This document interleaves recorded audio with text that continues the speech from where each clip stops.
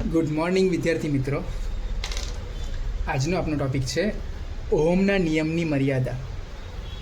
આપણે જે ઓહમનો નિયમ ભણ્યા છીએ તે અમુક જગ્યા પર નથી ફોલો થતો, તો તેની મર્યાદા જોવાની છે. પણ તે સ્ટાર્ટ કરતાં પહેલાં થોડુંક બેકગ્રાઉન્ડ જોઈ લઈએ. તો આપણે ઓલરેડી ઓહમનો નિયમ જોઈ ગયા છે.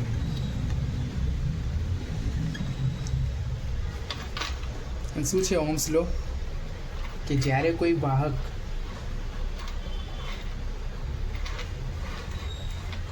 વાહકના બે છેડા વચ્ચેનો વિદ્યુત સ્થિતિમાનનો તફાવત એ તેમાંથી પસાર થતા વિદ્યુત પ્રવાહના સમપ્રમાણમાં હોય છે. હા, આગળ એક લાઈન આવે છે, નિશ્ચિત ભૌતિક પરિસ્થિતિ એટલે કે તાપમાન.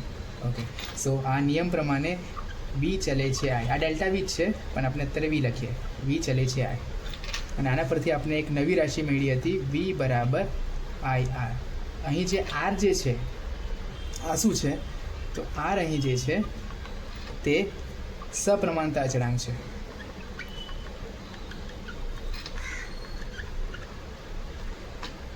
અને તે જ આર આપેલા આ વાહક માટે અવરોધ બની જાય છે, જેને અંગ્રેજીમાં રેઝિસ્ટર કહેવામાં આવે, જેનું રેઝિસ્ટન્સ હોય.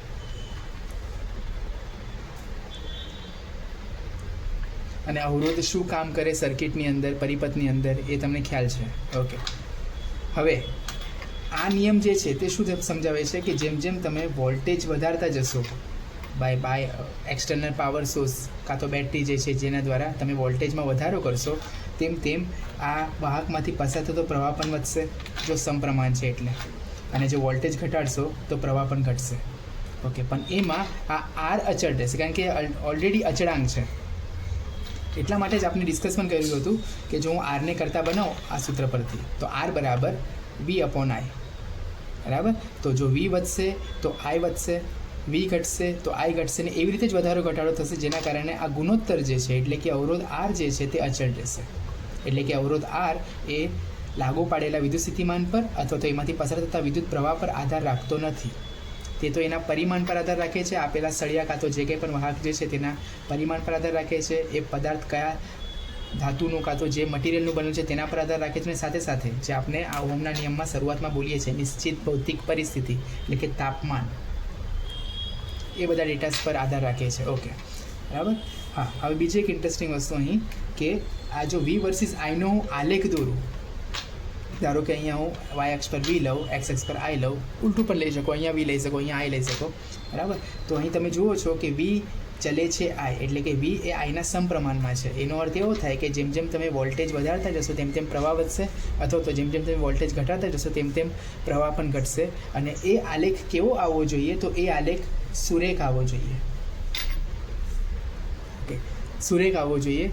હા, તમે જો અલગ એક તાપમાન માટે, એક ચોક્કસ તાપમાન, ધારો કે હું T1 લઉં, આ T1 તાપમાન માટે આવો આલેખ આવ્યો છે. હવે એક બીજો ચોક્કસ તાપમાન હું T2 લઈ લઉં છું, અને તે પરફેક્ટ તાપમાન માટે જો હું આલેખ દોરું તો રીડિંગ્સ કદાચ બદલાઈ જશે, પણ એ રીડિંગ્સ એ રીતે જશે કે જેના કારણે આલેખ જે છે તે સુરેખ જ આવે. અને આના આધારિત આપણો પ્રેક્ટિકલ પણ છે. 12માનું પહેલું પ્રેક્ટિકલ આ આલેખ આધારિત જ છે, આ ઓહમના નિયમ આધારિત જ છે. ઓકે, તો આ અલગ તાપમાન માટેનો આલેખ, આ બીજા એક અલગ તાપમાન માટેનો આલેખ. પણ તમે જોશો અહીં જે આલેખની જે લાઈન જે છે તે સુરેખ છે, અને સુરેખ જ આવી જોઈએ. બરાબર? આ સુરેખ આવે છે એનો અર્થ શું થાય કે અહીં તમે ગમે તે જગ્યા પર ઢાળ શોધશો, ઢાળ, બરાબર? હા, અહીંનો ઢાળ અલગ આવશે, પણ આ એક જ લાઈન પરનો કોઈ પણ ઢાળ શોધશો તમે, તો અહીંયા ઢાળ એ બીજું કંઈ નથી પણ અવરોધનું જ મૂલ્ય આપે છે. કઈ રીતે? તો જુઓ, ઢાળ શોધવા માટે આપણે AB/BC લઈએ છીએ. AB શું છે? તો એ છે ડેલ્ટા વી, બે અલગ અલગ વિદ્યુત સ્થિતિમાનો એટલે કે વિદ્યુત સ્થિતિમાનનો તફાવત. અને અહીં નીચે BC શું છે? તો એ છે ડેલ્ટા આઈ. તો અલ્ટિમેટલી આ જ બની ગયું ડેલ્ટા વી બાય ડેલ્ટા આઈ. અને તે શું છે? અત્યારે આપણા આલેખ માટે ઢાળ છે, અને તે જ આપનો અવરોધ પણ છે. ઓકે, તો અહીં એક વાત કરી છે કે અહીં સપ્રમાણતા અચળાંક છે, એટલે કે અચળાંકનો અર્થ શું થાય? એ બદલાવું ન જોઈએ. તો અહીંયા ઢાળ પણ દરેક જગ્યા પર સરખો મળવો જોઈએ, એટલે કે અચળ મળવો જોઈએ. અને અચળ ઢાળ મેળવવા માટે આ આલેખ કેવો હોવો જોઈએ? સુરેખ જ હોવો જોઈએ. ઓકે, બરાબર? તો આટલું આપનું બેકગ્રાઉન્ડ ક્લિયર હોવું જોઈએ. ડન?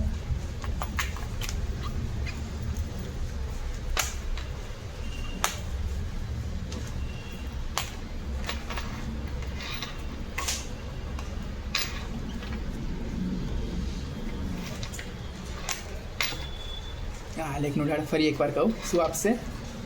આ ઢાળ આપણે અવરોધ આપશે, અવરોધનું મૂલ્ય આપશે. અને જે સર્કિટ્સ, જે પરિપથમાં V વર્સિસ આઈનો આલેખ સુરેખ મળે છે અથવા તો એનો ઢાળ અચળ મળે છે, એટલે કે એનો અવરોધ અચળ મળે છે, આ પ્રકારની સર્કિટને કહેવામાં આવે છે ઓહમિક સર્કિટ, એટલે કે ઓહમિક પરિપથો.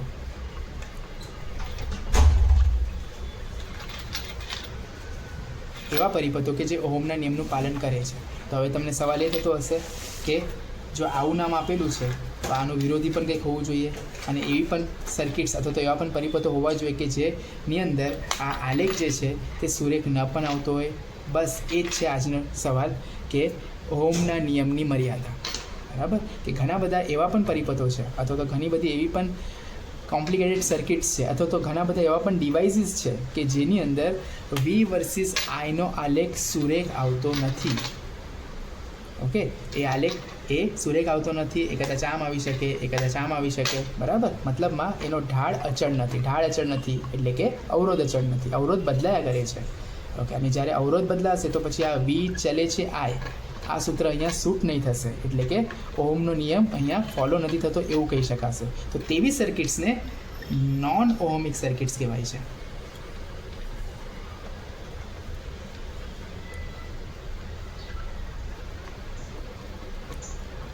ગુજરાતીમાં પણ એને એ જ કહેવાય છે, નોન ઓહમિક પરિપથ. અને ઓહમના નિયમની મર્યાદાની અંદર આપણે આ ટોપિકને ડિસ્કસ કરવાના છીએ. ઓકે, તો આટલું તમને ખ્યાલ આવી ગયો હશે. તો ચાલો હવે સ્ટાર્ટ કરીએ. આપનો મેઇન સવાલ છે અત્યારે જેના માટે આપણે આટલે ડિસ્કશન કરીએ અહીં સુધીની. તો ચલો શરૂ કરીએ. ઓહમના નિયમની મર્યાદા. સવાલ કંઈક આ રીતે આવે છે, ઓહમના નિયમની મર્યાદાઓ જણાવો. આ સવાલ એમ પહેલાં નહીં પૂછાતો હતો, પણ હવે લાસ્ટ વર્ષોમાં પૂછાયા કરે છે, એટલા માટે આ એક IMP સવાલ પણ થઈ જાય છે. અને સિમ્પલ સવાલ છે, વધારે કોઈ મેથેમેટિકલ ટર્મ્સ નથી, કંઈ નથી. સિમ્પલી 3 આલેખો છે V વર્સિસ આઈના, અને અલગ અલગ પરિપથો માટે એ આલેખોને સમજાવવાના છે. 3 આલેખો દોરો, એને થોડી સમજૂતી આપો એટલે બેઠા 3 માર્ક્સ ક્લિયર. હા, કોઈક વાર 2 માર્ક્સમાં પણ પૂછાયું છે, પણ 3 માર્ક્સમાં પણ આવે છે. તમે આગળના પેપર જોશો એટલે તમને ખ્યાલ આવશે. ઓકે, ચાલો તો સ્ટાર્ટ કરીએ. તો હમણાં જે ડિસ્કશન કર્યું આગળ તે મુજબ કે વ્યવહારમાં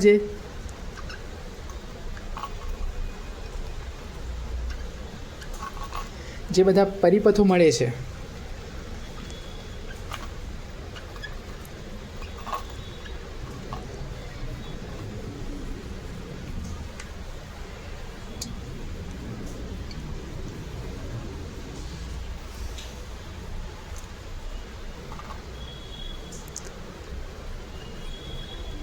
કેટલાક પરિપથો એવા પણ છે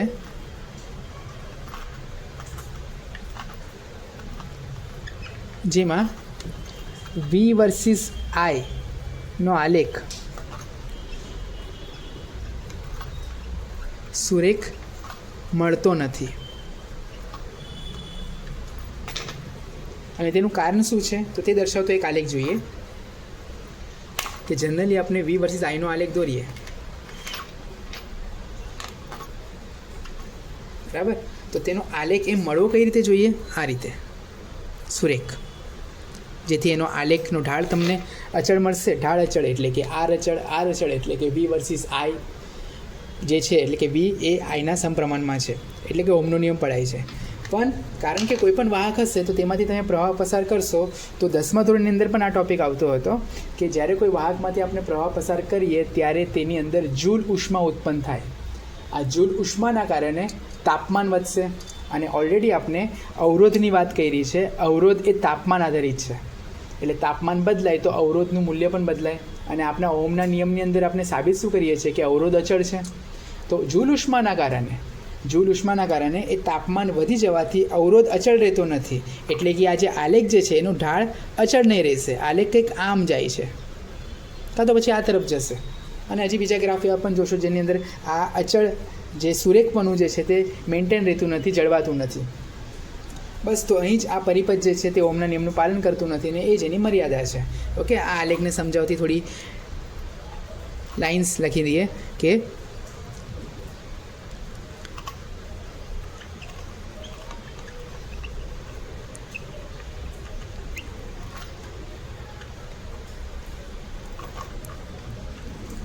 વી અને આઈની જે સપ્રમાણતા જે છે વી ચલે છે આઈ એ જળવાતી નથી. બરાબર, અહીંયા તમે જોઈ શકો છો કે પ્રવાહ વધશે પણ અહીંયા વોલ્ટેજ જે છે પ્રવાહ જે છે તે અચળ રહી ગયો અને વોલ્ટેજ વધ્યા કરે છે. એટલે કે અહીં વી અને આઈ સાથે બદલાઈ નથી રહ્યા. તો એવી કન્ડિશન પણ આવે છે. અને આના માટેનું કારણ શું છે?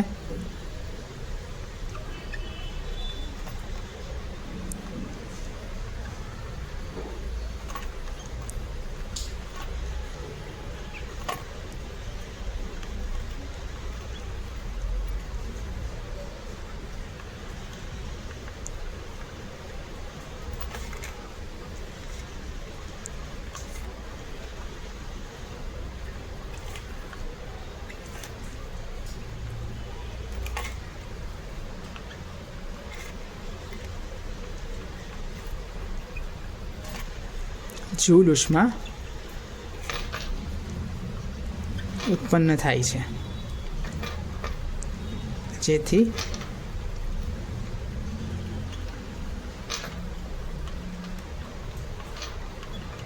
ઓકે. તો આ પહેલો આલેખ જેને આ રીતે સમજાવી શકો છો તમે. ઓકે, બીજો આલેખ દોરતા પહેલાં આટલું લખી લઈએ. ઓકે, ભૂસી નાખું.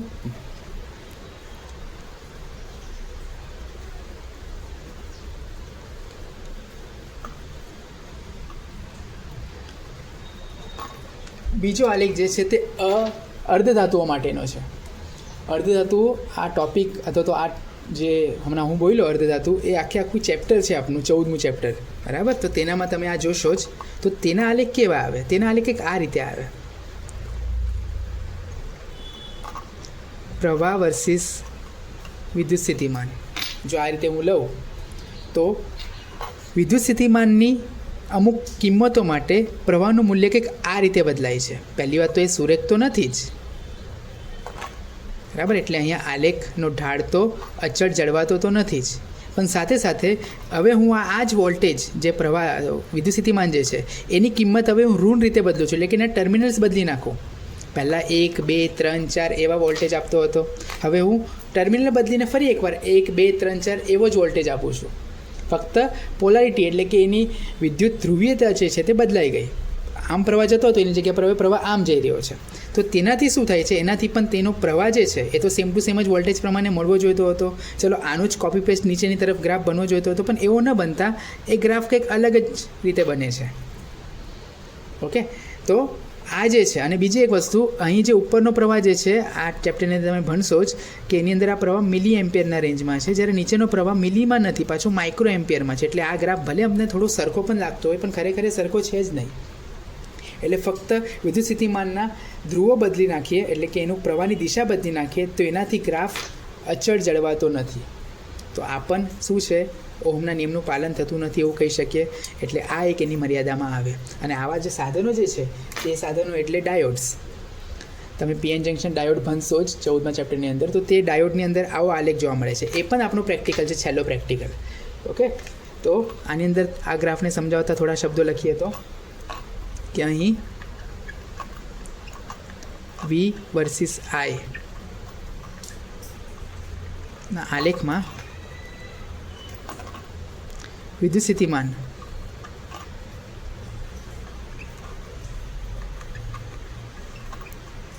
વિદ્યુત સ્થિતિમાનની ધન કિંમતો માટે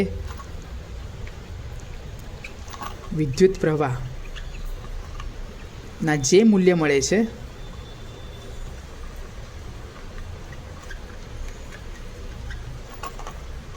તે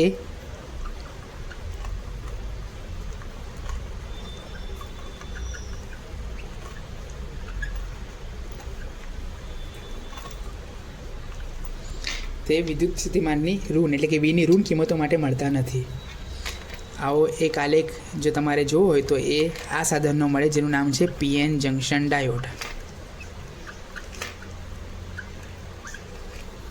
આ પીએન જંક્શન ડાયોડ જે છે અને એના જેવા બીજા પણ ડાયોડ્સ છે, બરાબર, જેની અંદર ગ્રાફ કંઈક આ રીતે આવે. વીના પોઝિટિવ વેલ્યુ માટે પ્રવાહ કંઈક આ રીતે ચાલે અને નેગેટિવ વેલ્યુ માટે પ્રવાહ થોડુંક અલગ રીતે જ ચાલે. સીધી વાત છે, પહેલાં તો સુરેખ તો નથી જ, પણ સાથે સાથે એ પ્રવાહની કિંમતો પણ બદલાઈ જાય છે. વોલ્ટેજની સેમ કિંમતો, ફક્ત પોલારિટી બદલી નાખીએ તેમ છતાં. ઓકે, તો આ પણ એની મર્યાદાની અંદર જ આવે છે. ઓકે, આટલું લખી નાખીએ. ઓકે, પોઝ કરીને લખી લો. ચાલો પૂછું છું. અને હવે ત્રીજો આલેખ, એટલે આ સવાલ અહીંયા પૂરો. એ જ અર્ધવાહકોની અંદર થોડાક અશુદ્ધિઓ ઉમેરીને અથવા તો બે અર્ધવાહકોનું કોમ્બિનેશન કરીને અમુક સાધનો બનાવવામાં આવે છે, જેમ કે આપણો એલઈડી. એલઈડી એટલે શું? Light emitting diode. એલઈડી આપણે જે વાપરીએ છીએ ને નાના નાના પ્રોજેક્ટ્સની અંદર, કાં તો કોઈ પણ સાધનની અંદર લાઇટ ઇન્ડિકેશન માટે આપણે જે કોઈ પણ નાનકડી લાઇટ હશે તો હવે તો એલઈડી જ હશે. એલઈડી એટલે શું? Light emitting diode. LED, light emitting diode.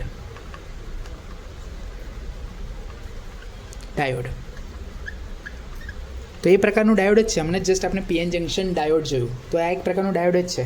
અને એલઈડી પણ ઓહમના નિયમને ફોલો કરતી નથી. બરાબર? તો એવું જ એક દ્રવ્ય બની જાય છે, જે દ્રવ્યમાં પણ આલેખ કંઈક આ રીતે જોવા મળે છે. હવે જોશો તમે આની અંદર કે અહીં હું પ્રવાહ અહીં ઉપર રાખું છું અને વોલ્ટેજ આમ રાખું છું, તો પ્રવાહની ચોક્કસ કિંમતો માટે વોલ્ટેજના અલગ અલગ આલેખો મળે છે. વોલ્ટેજના અલગ અલગ મૂલ્યો મળે છે, આલેખો નહીં, મૂલ્યો મળે છે. દર્શાવો તમને. આ ગ્રાફ કંઈક આવી રીતે જશે. ઠીક છે, તમને શરૂઆતમાં કદાચ સુરેખ ગ્રાફ દેખાતો પણ હશે, પણ તમે ધારો કે હું આ બિંદુને ધ્યાનમાં લઉં. આ બિંદુ માટે જે પ્રવાહ જે છે એ ધારો કે હું એને આઈ તરીકે નોટ ડાઉન કરું, તો એ દરમિયાન મળતો વિદ્યુત સ્થિતિમાન જોશો તો ધારો કે V1 છે. પણ એ જ પ્રવાહને અહીંયા જુઓ તો તે જ પ્રવાહ માટે વોલ્ટેજ જુઓ, એક અલગ મળ્યો V2. એ જ પ્રવાહ માટે તમે આગળ જોશો તો V3. આવા તો કોઈ પણ પોઈન્ટ્સને તમે ડિસ્કસ કરી શકો છો.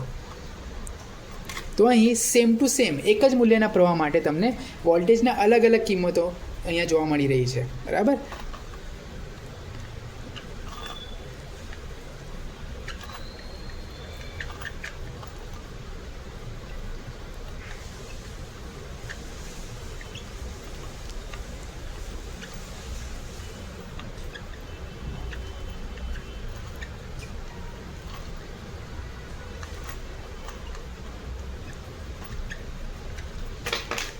બરાબર? ઉદાહરણ તરીકે ગેલિયમ આર્સેનાઇડ.